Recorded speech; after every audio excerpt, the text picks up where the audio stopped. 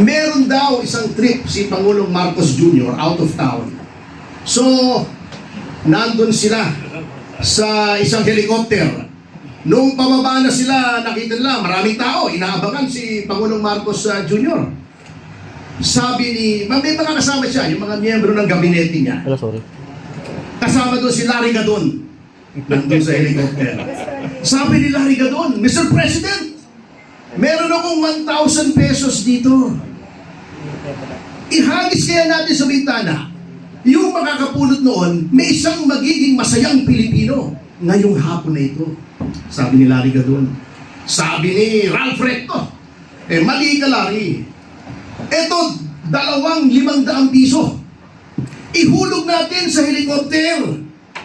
2 Pilipino ang matutuwa. O, di ba? Hindi lang isa, 2. Pumasok yung isa pang gabinete, si Sam, si Anton Lagdomeo. Mali kayong pareho. Eto, may 100 piso ako rito. Hulog nyo natin sa bintana ng helikopter. 10 Pilipino ang matutuwa. O, mas marami. Pumasok si Amy, sabi niya, mali kayong lahat eh. Yung kapatid ko, ihulog nyo lahat ng Pilipino. Ah! Woo! Galing! Idol! Native democracy. Sino matutuwa. Ayos! Bilim! Galing! Isang taimtim na pangako ng katapatan, pananagutan at tapat na paglilingkod. Sinasagisan nito ang kahandaan na gampanan ng mga tungkulin bilang miyembro ng may integridad, malasakit at respeto sa batas at sa institusyong pinaglilingkuran para sa mamamayang Pilipino at sa bansa. Sa araw na ito, kinikilala natin ang tiwalang pinagkaloob kay Atty. Ferdinand Topacio at Mr. Jad Racal. Gayon din ang responsibilidad na nakaakibat ng kanyang posisyon. Ang magsilbi ng may husay, katarungan at pagpapakumbaba. Naway magsilbing paalala, ang okasyon na ito na may tunay na pamumuno ay nagmumula sa malasakit at paglilingkod sa kapwa. At para ituloy ang ating programa, tinatawag ko po sa harapan ang membership committee na si Yusek Astro Pimentel para magbigay ng kanyang mensahe.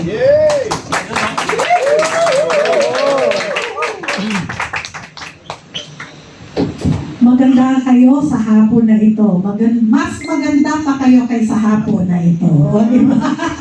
Anyway, welcome to the oath-taking ceremony of Jad Racal and Attorney Ferdinand Topacio. Lumalaban na ito kahit hindi pa nag-oath. Kasi last year pa yung kanyang resolution and appointment as the deputy spokesperson of PDP Laban. Pero ngayon lamang po ang kanyang formal oath-taking dahil ginawa natin special ito para sa araw na ito. And we are very happy, of course, to welcome the new Council President of PDP Bulacan Council na pangungunahan ng isang kabataan. And we are very happy because PDP Laban as the only political party in the Philippines that welcomes 15 years old, as young as 15 years old, na maging miyembro ng partido. Ngayon po ay pamumunuan ang ating Bulacan Council ng isang batang-batang masigasig na na kabataang Pinoy. At ito ay si Jad Racal. He's only 25 years old and he has stepped up and taken the challenge of taking care of our members in Bulacan. And we are very happy also to welcome him in the youth sector of our PDP Laban National Council. And magpapalagana pa po tayo at magiging mas malakas ang ating partido sa Bulacan. And we are informing everybody also, taking this time and opportunity to say that more things is going to happen to Bulacan. Hindi na lang flood control project controversy as number 1 na nasa listahan ng ating bansa ang Bulacan, magiging magiting at maganda ang Bulacan with the coming of our new council president. Hindi ko nakakabahan ang aking welcome address ngayon because we have still a lot of party officers who are present here, especially our acting chairman, Alfonso Cusi, who will administer, of course, the oath of office for the two individuals that we have here right now. And welcome kayong lahat. Maraming salamat sa mga media and bloggers who are here to cover the event. And sa bansang Pilipinas, ang PDP Laban po ay patuloy na magpapalakas at ang PDP po ay magiging patuloy na fiscalizer ng ating bansang Pilipinas.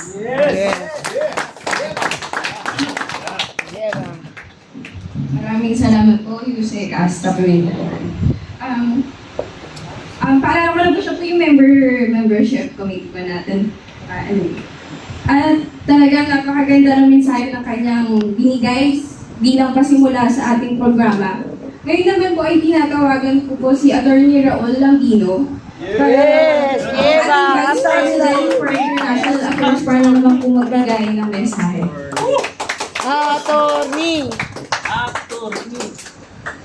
Mga minamahal na kababayan, lalong-lalo na po yung mga minamahal nating mga overseas Filipino workers na sa ngayon ay nakatunghay at nanonood dito sa live coverage nitong oath-taking ng dalawang matitibay nating mga bagong pinuno ng ating partido. Una po ay si Atty. Ferdinand Topacio.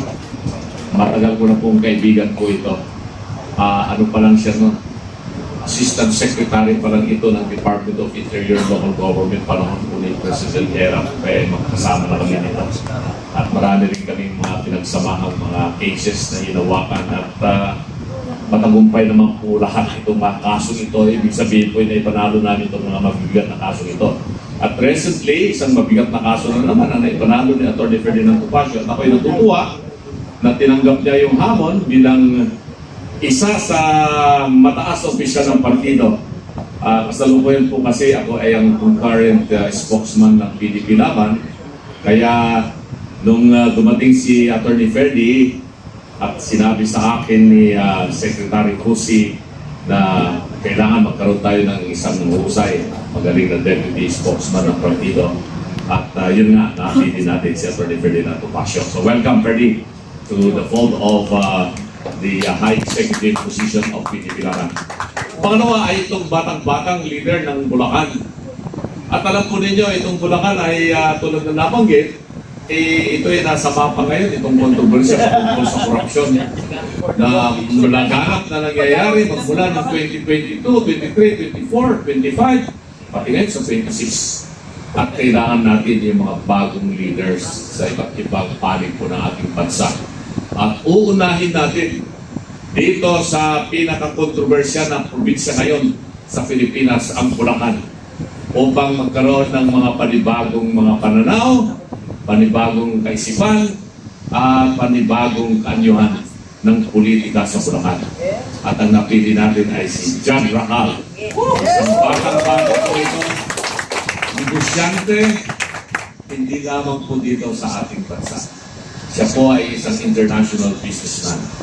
Marami po siyang kaalaman kung paano po magkaroon ng kita ang ating mamamayang Pilipino na hindi po nila kinakailangang mahurakot sa pamahalaan at mag-control. Sabi nga ni Jan, nung nag-usap kami, bago ka namin inidosod yan, ano ba sa pananaw mo maitutulong mo? Hindi lamang sa partido PDP, kundi sa bayan at sa bayan ng Pilipinas. At sabi niya sa akin, alam po niyo, attorney, ang tingin ko po sa makabagong politika, kailangan po yung politiko meron siyang sariling negosyong pagkakakitaan upang mapususan po niya ang kanyang gastusin bilang isang pinuno at hindi siya aasa doon sa mga ibibigay ng mga kontraktor o supplier upang sa ganun ay manalo sa eleksyon. Kaya tuwang-tuwa po kami sa PDP Laban at andito ang isang mahusay na leader na matatag ang kanyang paninindigan at ang kanyang prinsipyo. Sana po ang kabataang Pilipino na nakikinig po ngayon, gayahin po natin si John Racal at ang kanyang napiling partido na sasapian niya at sa tingin niya ay matutugunan o kaya ay magkaroon siya ng pamamaraan upang matulungan ang bayan at ang sambayan ng Pilipino. Ang PDP, Partido Demokratiko Pilipino. Mabuhay po tayong lahat at muli, huwag nating kalilimutan ang minamahal nating si Tatay Digong. At 10 buwan na pong mahigit na siya po ay kanila pong kinidnap, dinala sa ibang bansa. Pero kamukat-mukat wala pala silang ebidensya. Kaya ngayon, nag-aagilap na naman ng ebidensya itong ICC. May panawagan na kung sino man daw po yung nakakalam ng ebidensya tungkol po sa sinasabing drug war ay lumantad.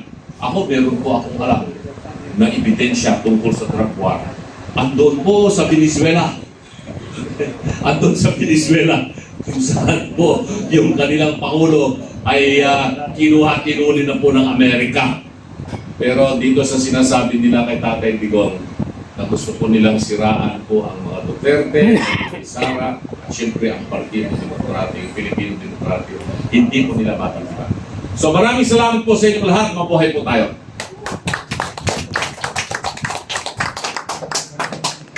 Maraming salamat po muli, Attorney Raul Lambino, at muli kay Yusek Astra sa pagbibigay ng panimulang mensahe sa programang ito. Sa pagpatuloy ng ating programa, aking naman inaanyayahan sa harapan si Mr. Lester Olalia para ipakilala ang unang manunumpa sa ginawad nating programa ngayong hapon na ito.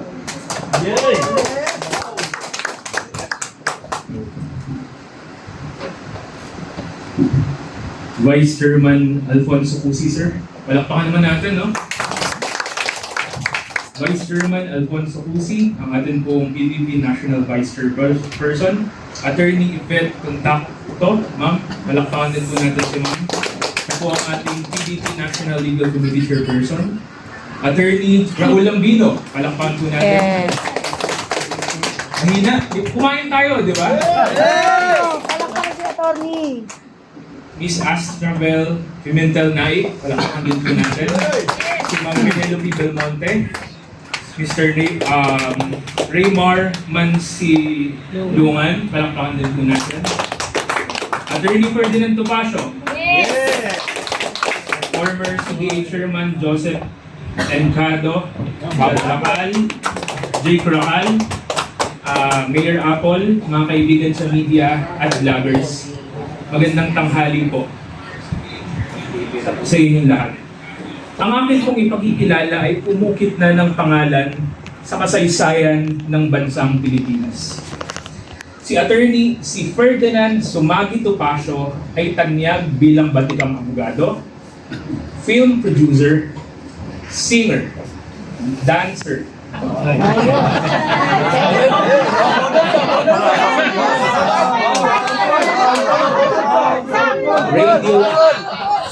radio anchor, writer, friendly kapitbahay, comedian dahil sa random jokes and so on.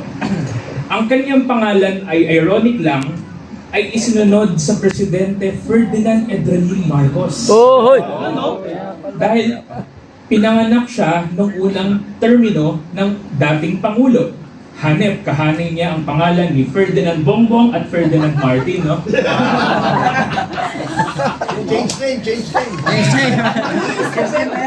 Nagtapos ng bachelor's degree in English sa San Sebastian College at kumuha ng law, honorable mention sa UE at 1992 at nakapasa sa kaparehong taon. Unang naging speechwriter ni then Vice President Laurel. Naging legal counsel ni then Manila Mayor DLG Secretary Alfredo Lim at counsel din ni President Erap at President Gloria Macapagal Arroyo. Pinagtatanggol niya ang mga maliliit bilang isa sa pinuno ng Citizens Crime Watch na partner ng ating law enforcement agency para labanan ng krimen, i-promote ang safe na komunidad at advocate ng hustisya sa paglaban ng korupsyon sa bansa. Perfect sa pulisiya ng dating Pangulong Rodrigo Roa Duterte. Palagi natin siyang napapanood sa media dahil sa kanyang mga high-profile cases na hinahawakan. Pero siya din po ay tagapagtanggol ng mga maliliit mula sa pamilya ng Sub 44 sa Mama sa Panoclash na kumitil sa buhay ng 44 na bayani at pati na hanggang ngayon ang mga magulang ng mga namatay na bata sa issue ng death box. Counsel din po si Attorney Topacio ni Mang Laureo Visconde sa kaso ng Visconde Massacre na yumanig sa buong bansa. Si Idol Ferdy ay matagal na pong lumalaban sa katiwalian sa bansa. Bilang public interest lawyer, isa siya sa petitioner sa Korte Suprema, ang Topacio versus House of Representatives, na kung saan kine-question ang maanumanlyang 100,000 pesos hocus-pocus bonus ng mga congressman noon pong 1991. Idol, ngayon may inflation. Sabi nga sa expose ni Congressman Leviste, 2 million na per congressman ang Christmas bonus. Si Attorney Topacio ang perfect example ng katagayan ay quote, small but terrible. As it describes someone might be small physically, but surprisingly impactful, powerful, katulad ni General Napoleon ng France. Kung susubaybayan po natin ang career ng taong ito, maaaring controversial sa iba, pero di maikakaila na talagang kahanga-hanga. Ang nagpabiling po sa amin, alam ko sa ating lahat, ay parang wala lang ang mga ito sa kanya dahil madalas ay nakikipagbiruan pa po sa atin. Very down to earth talaga. Nung nasa Davao po kami ng ilang araw, siya po ang nag-a-adjust. Siya po ang nagbubukas ng pinto, nagsasandok ng ulam sa aming lahat. Maliit na bagay sa iba pero kahanga-hanga. What I like about him ay kanya pong pagiging totoong tao. Sa totoo lang, no filter or anything, walang sugarcoat. Kung sino po siya sa camera, ay yun din po siya sa totoong buhay. Malayo sa iba na iba o galing sa personal. Dahil siguro sa kanyang colorful personality, mabilis mag-isip, magaling magsalita, kaya perfect maging spokesperson ng PDP at sa mga susunod na panahon, kung iadya po ng panahon, baka naman sa 2028. Yeah! O, Senador! Senador Topacio! Pwede pong makipagtagisan ng talino kay Senator Lico Lapid sa Senado. Bakit mo naman Alam ko po, Chair Al, hindi po tayo mapapahiya. Kaya ladies and gentlemen, tumayo po tayo, palakpakan po natin Attorney Ferdinand Topacio. Topacio! Topacio! Topacio! Topacio! Inaanyayahan ko po sa harapan ng ating PDP Chairman, Alfonso Alcusi, para sa oath-taking proper para kay Attorney Ferdinand. Bugoy.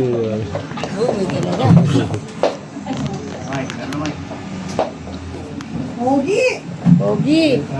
Well, actually, it's an honor to administer the oath of Attorney Topacio. Ito siya, nag-oath na ito noon before he assumed his work. Nagpo na kami nito sabi in private, no? But of course, to officially take his oath and officially welcome him. And while he has been doing his work more than as a deputy, siya na mismo lahat ang gumagawa. We're going to have this. It's an honor. Thank you, Chairman. Pero maigi na yung deputy na lang, may spokesman, si Atty. Lambino, para pag pumalpak, may maituturo ako.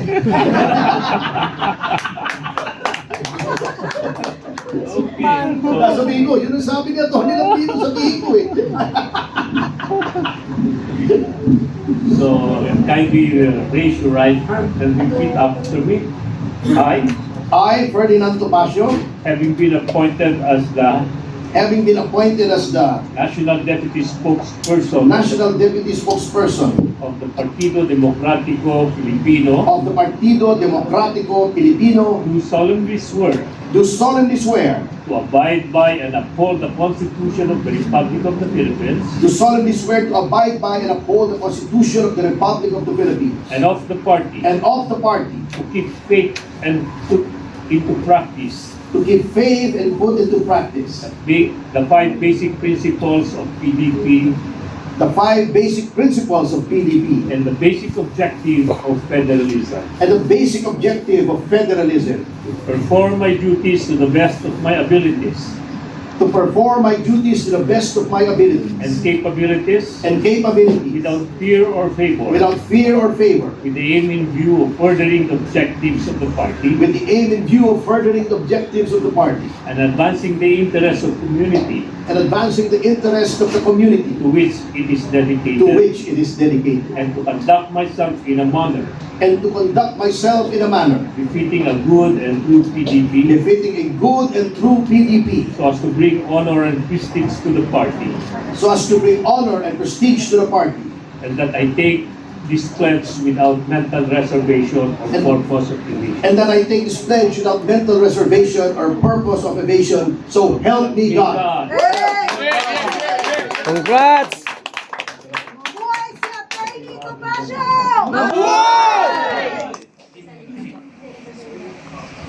Ito, hindi nag-uubad ng pin, hindi nag-uubad ng uniforme.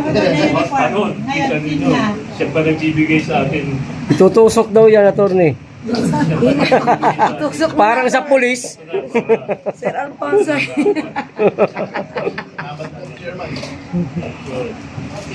Gwapo na Atty. Oh. Siyempre. Gwapo rin si Senator yan. Alfonso Cusi. Pareho silang gwapo. Picture. Kamay muna, kamay muna kayo. Yung kamay wala pa. Yung kamay. Kamay. Kamay ko. Okay, media picture. Natawa mo na kayo. Okay. Meron po. 5, 4, 2, 1, go. Okay. Okay, thank you. Okay with the PDP officers po. Last natin para senador na to. PDP officers.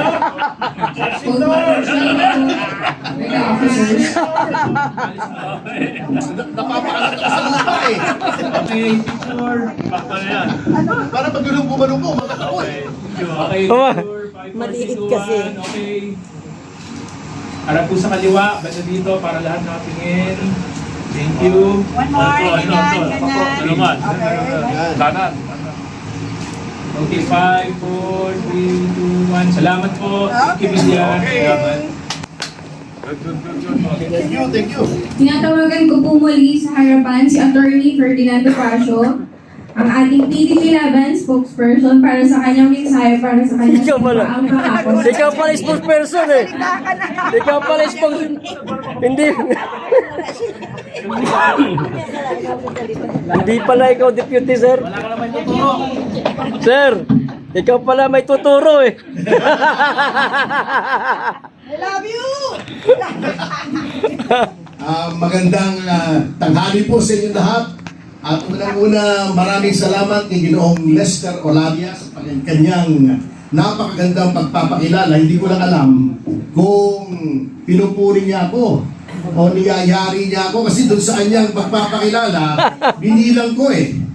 5 beses niyang sinabi yung maliit, yung word na maliit, Aray ko. bago meron pang down to earth. So, hindi ko alam kung sinasadya eh. Anyway, alam niyo po, just to be very brief because I know we're all looking forward to hearing dito sa ating batang-batang magiging Bulacan chairman, si Ginoong Jad Racal. Ang nais ko lang itanong sa kanya, ready ka na ba, Sir Jad? Sapagkat alam mo, dito sa mga panahong ito, kapag ikaw ay nagiging kritiko ng gobyerno kung ano-anong kaso ang isinasampa sa iyo, nagiging libelous ka, nagiging seditious ka, katulad namin ni Jimmy Bondoc, may kaso na naman kami bago, a few days ago, inciting to sedition. Sabi ko, kung inciting to seduction, baka maniwala po. Yan, yan. Inciting to sedition, mahirap yan. Oo, kita nyo naman ang nangyari kay Leandro Leviste. Naging kritiko na ng gobyerno, pinatawa na ng multang 24 billion. Iimbestigahan pa ng ombudsman. So napakahirap po. These are dangerous times for the political opposition. Sapagkat ibang klase po talaga itong pamahalang ito. Sapagkat they're now in a panic mode. They're circling the wagons, so to speak. Sapagkat nakikita po nila ang katapusan ay malapit na. Yes, yes. Alam niyo po ang gusto ko rito sa PDP. I was never a member of any other party except for the Nationalista Party. At pareho rin po ang plataforma. Federalism. Yan ang isang nagustuhan ko sa PDP. Ang isa pang nagustuhan ko ay yung consultative democracy na nasa plataforma nila. Na walang nagdidikta. Kinokonsulta lahat. Naalala ko tuloy yung storya. Ewan ko kung totoo ito, tungkol sa consultation. Meron daw isang trip si Pangulong Marcos Jr. out of town. So, nandun sila sa isang helicopter. Nung pababa na sila, nakita nila, maraming tao, inaabangan si Pangulong Marcos Jr. Sabi ni, may mga kasama siya, yung mga miyembro ng gabinete niya. Sorry. Kasama doon si Larry Gadon. Nandun sa helicopter. Sabi ni Larry Gadon, Mr. President, meron akong 1,000 pesos dito. Ihagis kaya natin sa bintana.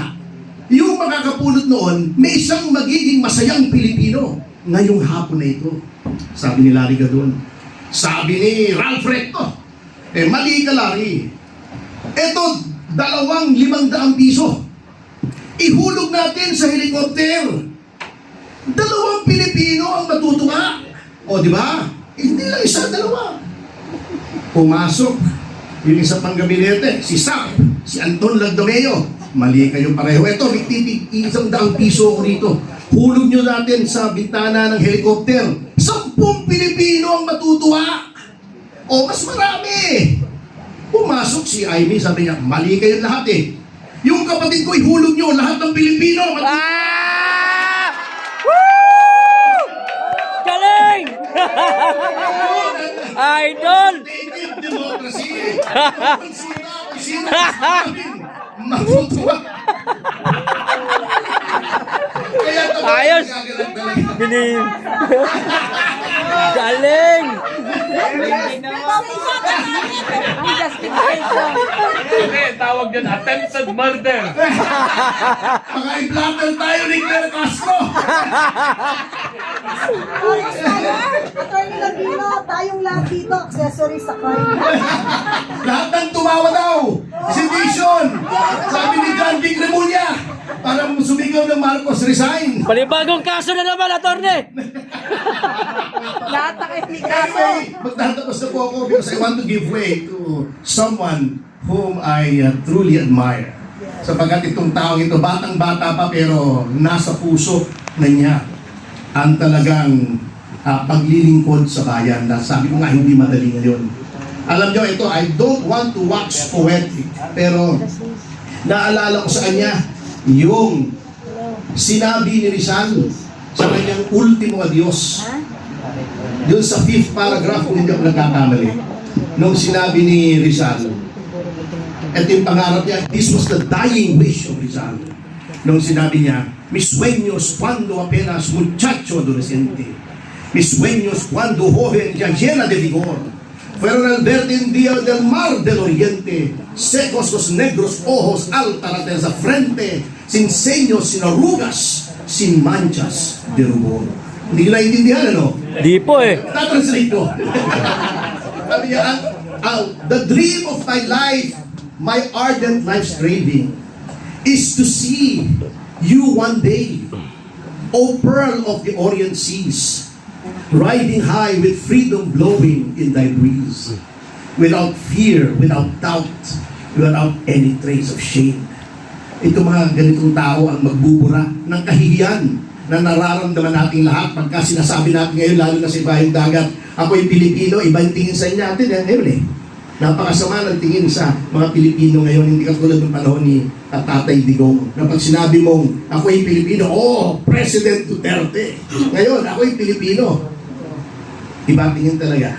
So, I'm very happy to serve without any expectation of recompense, without any quid pro quo. Maglilingkod lang po tayo ng walang kapalit, katulad ni Jad Racal. Kaya without further ado, I would like to welcome to the fold Mr. Jad Racal. Palakpakan po natin. I-introduce ni Ginoong Lester Olalyang muli.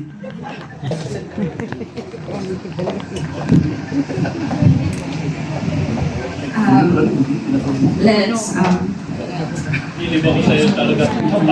Maraming salamat po sa mensahe ni Attorney Ferdinand Topacio, ang ating Deputy Spokesperson sa ating partido.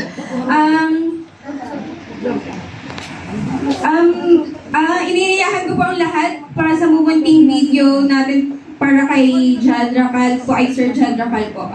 I want you everyone to watch a short video po.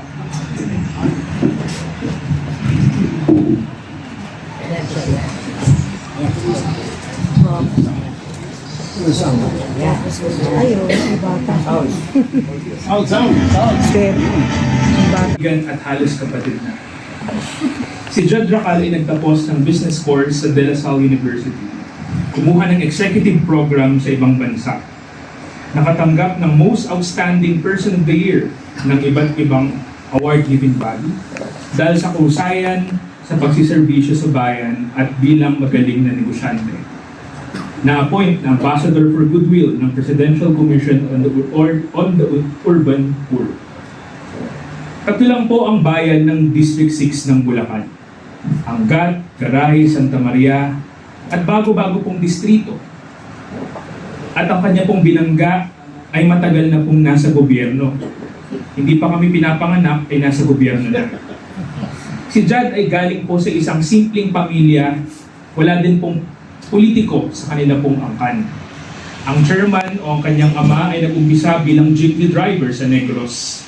Dilakasan ng loob na makipagsapalaran sa Maynila hanggang makapagnegosyo sa China sa sipag at syaga na walang iligal ay naging bilyonaryo. Sa laban po na ito, maliwanag po ang takbo na ginawa ni Jad Racal. Higit sa posisyon o makapagnakaw sa gobyerno dahil sobrang dami pong blessing na ibinigay sa kanila ng Panginoon, ay ang pagtakbo po na ginawa niya noon itong nakaraan ay para sa mga tao. Yun ang mapaglingkuran ang mga maliliit sa abot ng makakaya. Pagbigay ng trabaho at negosyo sa mga tao para hindi na umasa sa ayuda at masilaw sa vote buying. Magagawa lamang po ito kung magbubukas ng investment-friendly environment na kung saan makihikayat ang mga negosyante na mamuhunan. Dito ay mapapaunlad din ang ekonomiya sa probinsya, kundi hindi lang sa buong probinsya, kundi sa buong bansa. Katulad po ng sinabi ni Attorney Ferdy, ang Bulacan po ay naging sentro ng atensyon dahil po sa flood control scandals.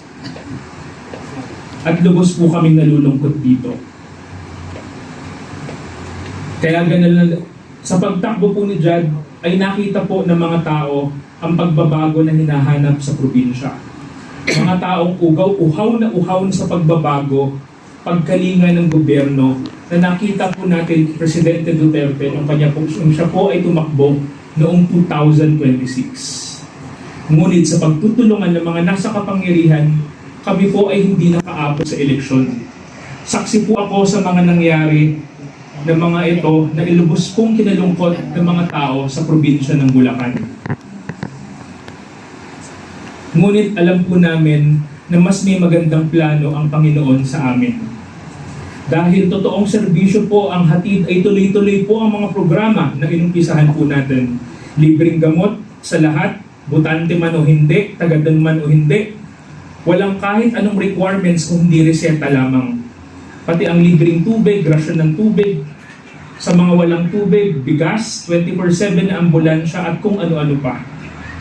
Ngayon po, sa araw na ito, Gets na namin yung sinasabi namin magandang plano ng Panginoon. Dahil binuksan po ng PDP laban para kay Jad ang pinto. Maraming salamat kay Attorney Ferdinand Topacio na unang nagtiwala na sinundan nila Attorney Lambino, Chairman Alcusi, Kuya Rob, Tita Astra at Tita Penny para po makarating po kami ngayong araw.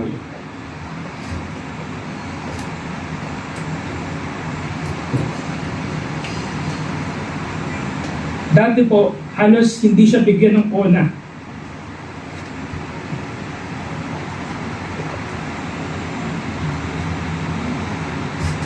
Dahil hinaharang ng mga nasa kapangyarihan ang kanyang pong pagtakbo.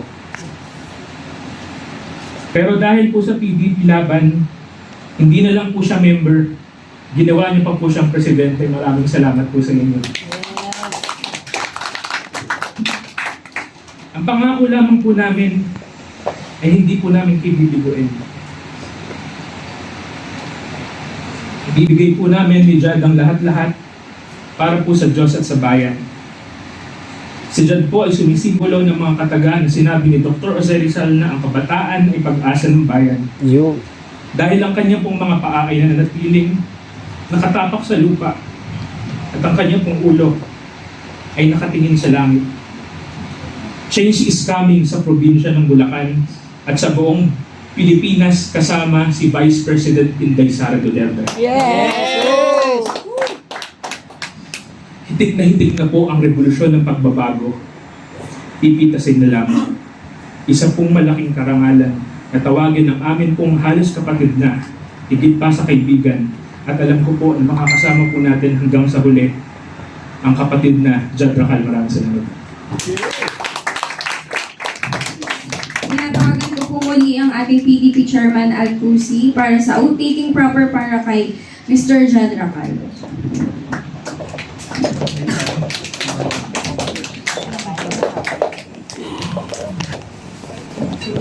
It's a pleasure today, and pleasure for Minister Tuso.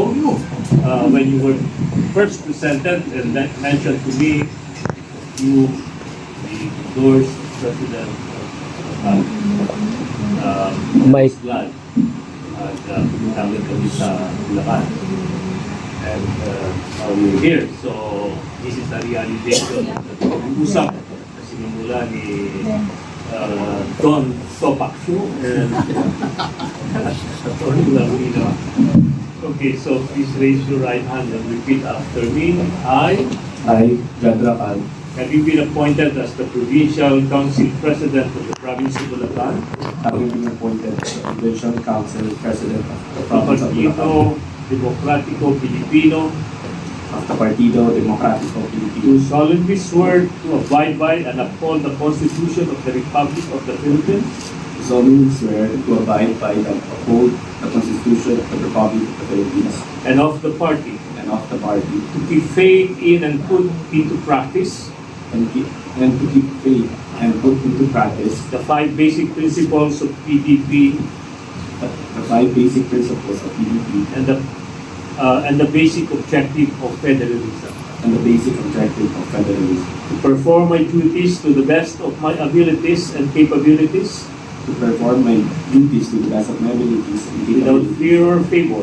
without fear or favor, with the aim in view of furthering the objectives of the party with the aim in view of furthering the objectives of the party and advancing the interests of the community and advancing the interests of the to community which it is dedicated, to which it is dedicated, and to conduct myself in a manner befitting of a good and to conduct myself in a manner befitting a good and true PDP, and true PDP, so as to bring honor and prestige to the party, so as to bring honor and prestige to the party, and that I take this pledge without mental reservation or purpose of evasion.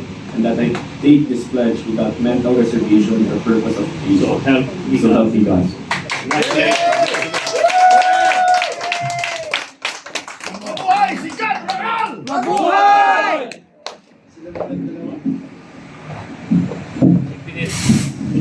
Photo opportunity po para sa media. Mabuhay ang probinsya ng Bulacan. Tara, ganyan ka, huwag ka, ano, para, yan. Si Raul din ang naglagay sa akin ng pin ko, by the way, ha? Nung unang-unang nanumpa ako as member. Ilang sumpa bang ginawa mo? As member muna doon sa Davao, di ba? Sa Yung Davao National yan, Assembly, he yung was membership. considered as candidate, umayaw. Lahat ng manilalagyan po ng kandidato ng PDP yan, umayaw. Kulang pa daw siya sa productive asset sila ng PDP. Mabuhay ang mga kapatid! Mabuhay! Mabuhay! Mabuhay ang Bulacan! Mabuhay! Mabuhay ang Bulacan! Ito si Jack Racal. Dali sa'yo kay Jack Racal. Oo, tas natin na kamay nito. Masyado mabilis, umaangat ako pare. Dahan lang ang taas kanina.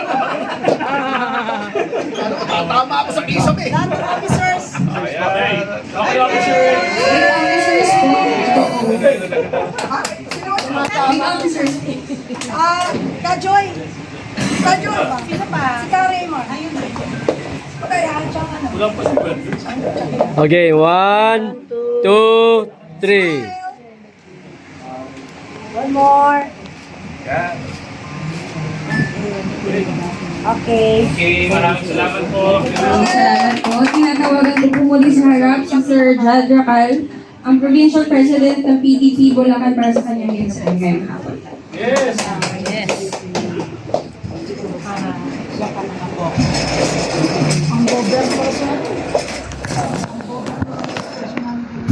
Magandang tanghali po.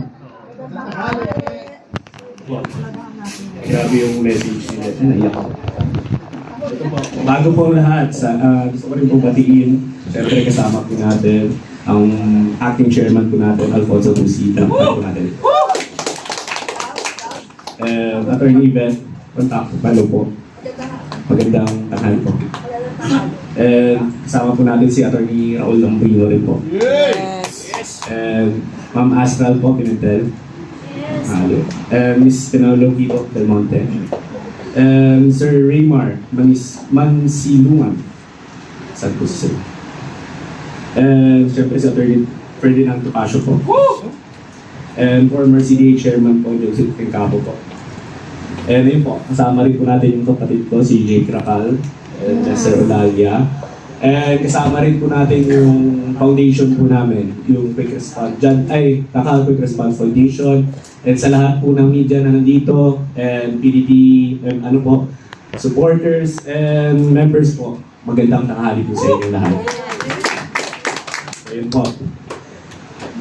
Okay. Tinatanggap ko po ang hamon at responsibilidad na pagiging bagong pinuno ng PDP, di lang po sa distrito ko, kundi sa buong lalawigan na po ng Bulacan. Actually po, quick story lang rin po. Family po namin, as na-explain po ni Sir Lester, na hindi po talaga kami sa politics. Actually, ako yung pinakauna, pero we have a foundation started when 2012, and doon po nagsimula yung tulong namin sa tao. Hindi lang po sa Bulacan, kundi sa buong Pilipinas, sa Visayas, Mindanao. So doon po, batang-bata pa po ako. Nag-start na po kami magpamigay ng mga tulong, mga bigas, kung ano-ano pa po. So through the years po, practice po namin ng family every year yan. And dami nga nagtatanong ba't yung pamilya namin never pumasok sa politics? Sabi lang namin, we are blessed ng Panginoon, lalo na yung dad ko galing talaga sa pinakababa talaga, umakyat sa sipag, tiyaga, trabaho, syempre negosyo. So, doon namin nakita yung parang purpose namin is to bring our parang bigay ng Panginoon sa amin to bring back to the community. So, ako, nasanay ako na bumababa talaga sa house. So, I decided 2025, why not run for congressman? Which is, we don't expect anything naman. Syempre, first time, a new face to the district. Pero nagulat ako kasi doon namin nakita yung uhaw ng tao sa pagbabago. And doon nga nagulat ako, ganun pala ang politics eh. From shift to business to politics, nakakaiba. iba ang pressure, iba ang critics. So, nag-adjust rin ako. Sobrang hirap. Sabi nga ni Lester, kasi I was invited to other party because I supported my governor. And ayaw nga ako bigyan ng phone natin. Because, alam niyo po yun, control ng taas eh. So, yun yung pangit na nakikita ko dito sa existing government practice dito ngayon sa Philippines. Especially nung let's say, nakakalungkot, di man ako nakaabot ng 2025, I still continue my promise because I'm not a politician, I'm a businessman. So, tinuloy namin libre gamot sa district. 3 bayan, libre ng gamot basta may reseta. And all the support that I can give, tuloy-tuloy po. Actually, nung sumabog po yung flood control scandal, grabe. Umikot po ako sa buong Bulacan, not only my district. Nagpamigay po kami doon ng mga tulong, bigas, tubig, kasi gusto lang po namin tumulong. And doon po ako nalungkot kasi alam ko po, lalo nung first time ko pumasok sa politics, nakita ko yung pera ng hawak ng mga nakaupo. Alam ko kung anong capability nila, bakit yung bayan ko or yung probinsya ko naghihirap pa rin. So that's very sad to see. Kaya ngayon nung nag-open ng opportunity na i-represent ko ang PDP dito sa Bulacan, I took it because I know, dahil nga sa akin, malinis ang konsensya ko that we will bring change dito sa Bulacan. So ayun. And nakakatuwa rin po kasi ang family ko po is from Negros talaga, Oriental. So puro Bisaya talaga ang magulang ko. Kaya very rin kami supportive sa syempre kay dating Pangulong Rodrigo Duterte and VP Sara po. So doon po kasi yung origin namin. Most of my family is there. Ako lang po yung lumaking Bulacan sa mga kapatid ko po kasi dito po yung mga business namin. So yun po, kakaasa po kayo and especially kung ako yung ginawa niyo pong presidente, I will make sure that every member na papasok po sa PDP sa Bulacan is gusto talaga magserbisyo sa taong bayan. Yes! And very thankful. And yun, thank you po sa lahat na nandito. And mabuhay po tayong lahat. Mabuhay si dating Pangulong Rodrigo Duterte, mabuhay si VP Sara, mabuhay ang PDP, mabuhay po tayong lahat. Maraming salamat po.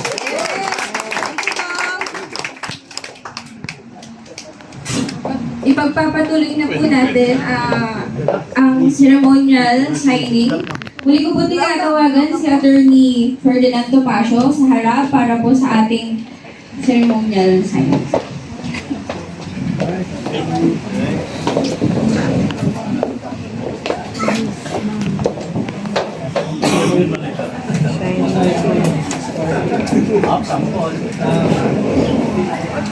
Sample, attorney.